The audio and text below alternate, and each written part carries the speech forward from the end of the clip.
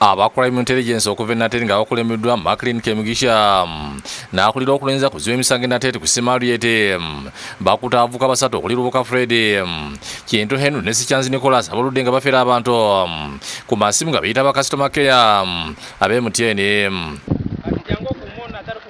Abavubuka nga babeera amasajja kibiri baludde nga bakubira bakasitoma MTN ne banyonnyola nga layinza zirina ozibukakana nga bazibbyeko ssente. Kubira abantu amasimu tugamba layini tugenda gibulookinga tukolera ensobi supervisor tuzikiriza kubanga supervisor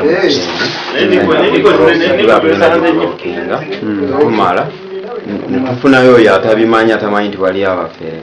Bano egibakwasisa esimu gye babbyeko ssente nga bakwadde nga ssente bazigabanyidda ne bagulako n'ebintu.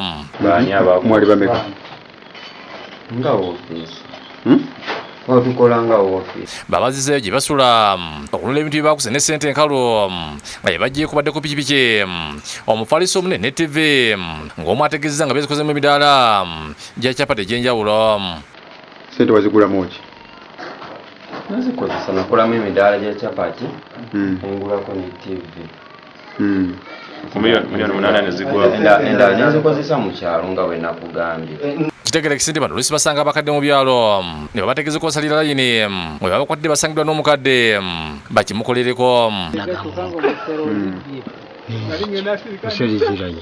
Naye nga nali mbeera naye mu kitundu omwo. Kati layini gy'obadde osala obadde omanyi gyeraga?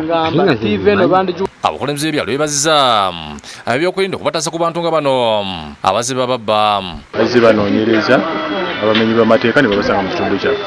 So tuvumirira ekikolwa ekyo ate ne twagala tutwale omukisa okwebaza abakulu b'ebyokwerinda. Bujja okulaba nga abamu ku batuuze bange be bamu ku bamenyi b'emisango. Abakwate banyenda ab'ebyokwerinda engeri ibaferamu abantu.